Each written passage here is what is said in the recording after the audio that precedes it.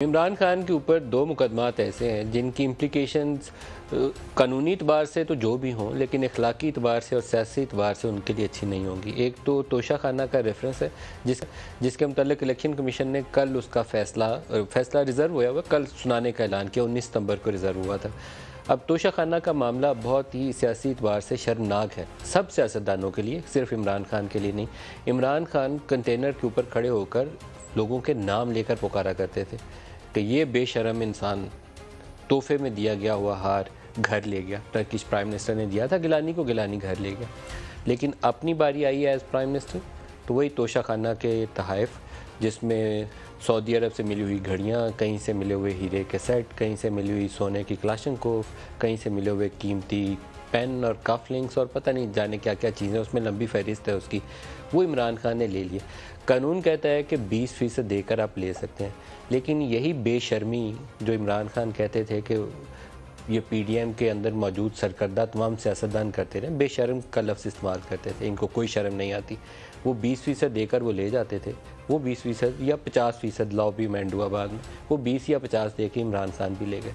तो फिर इमरान खान में, यूसुफ रज़ा गिलानी में और वो चेरी ब्लॉसम शहबाज शरीफ में फ़र्क कोई ना होगा। ये काम वो भी करते हैं, आपने भी कर लिया। दूसरा एक शर्मनाक केस जो सामने आएगा वो फ़ॉरेन फंडिंग का है। फ़ॉरेन फंडिंग में जिस दिन कानून के पास ये सबूत हुआ, सबूत के बगैर सिर्फ इल्ज़ाम तराशी है, उसका कोई फ़ायदा नहीं। जिस दिन ये सबूत हुआ कि अबराज वाले का 2 मिलियन पाउंड या $2 मिलियन तहरीक इंसाफ को आए, या एक ख़बर ये थी कि मुबारक का नयान से उनसे भी कुछ पैसे घूम के अबराज के रास्ते पाकिस्तान में आए और तहरीक इंसाफ को गए। अगर कानून के पास इस बात का सबूत है तो इस पर भी बहुत शर्मिंदगी का सामना तहरीक इंसाफ को करना पड़ेगा। कानूनी इम्प्लिकेशंस क्या होंगी मुझे मालूम नहीं। किसी सियासी जमात को ज़बरदस्ती से सियासत से बाहर नहीं निकालना चाहिए, सियासतदान भी किसी बड़े को ज़बरदस्ती करके धक्का मार के बाहर नहीं फेंकना चाहिए, लेकिन एक आपने मॉरल हाई पोजीशन ली हुई है कि वो सारे चोर और डाकू हैं और मेरे अलावा तो ईमानदार बंदा पाकिस्तान में है ही नहीं।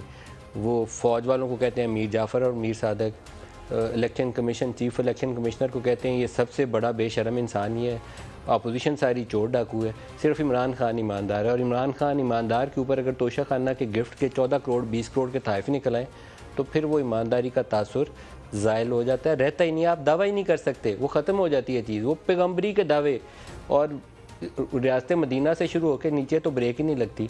तो फिर काम अगर साबित ये हो कि आपने भी वो काम किया है जो यूसुफ रज़ा ने किया है, या जो शहबाज शरीफ बकौल आपके जूते पॉलिश करने वाला चेरी ब्लॉसम वो काम करता है और इमरान खान ने भी वही काम किया है, तो फिर फ़र्क कोई नहीं है, फिर सारे आप एक ही सफ़ में खड़े हैं। इमरान खान ने जो मार्च करना है उसके लिए उसके पास मेरे हिसाब से तो 31 अक्टूबर से पहले का टाइम है। उसके बाद पहले ही ताख़ीर हो चुकी है, क्योंकि जैसे जैसे सर दिन आएंगे वो लोगों को बिठा नहीं सकते।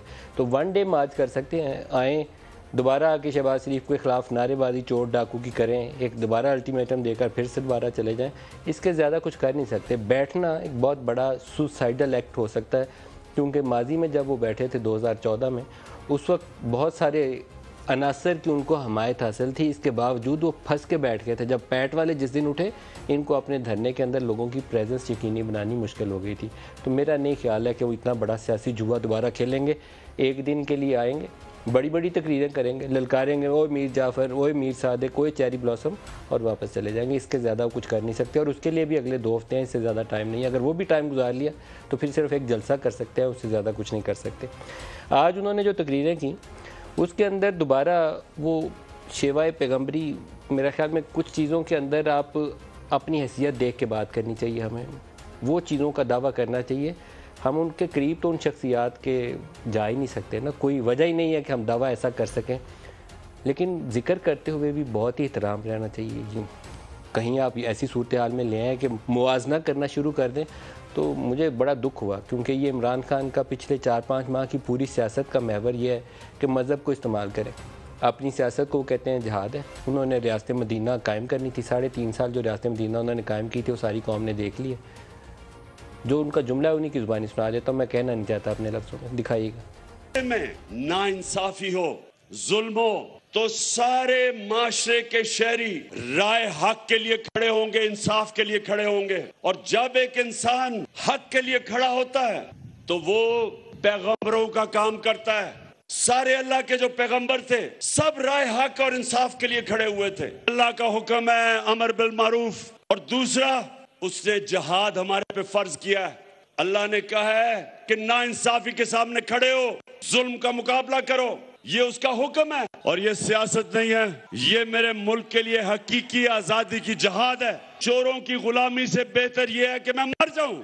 इंसान को मर जाना चाहिए बजाय इन चोरों की गुलामी करे। चोर जब ऊपर बैठ जाए कौन मर जाती है।